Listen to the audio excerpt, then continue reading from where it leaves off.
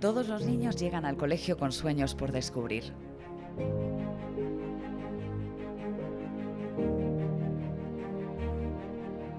Paula es una experta atendiendo a sus amigos, por eso sabemos que su sueño es ser médico.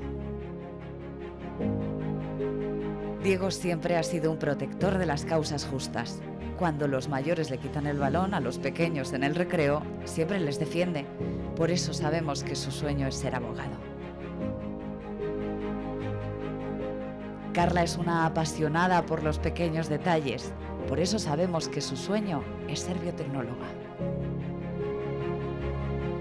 Y Enrique destaca por ser un especialista resolviendo dudas. Por eso sabemos que su sueño es ser consultor. La mayoría de estos sueños se empiezan a formar desde muy pequeños.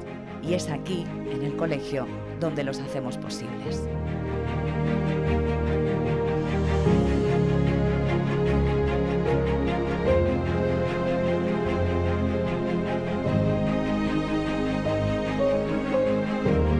Cumbres School, impulsando lo mejor de cada alumno.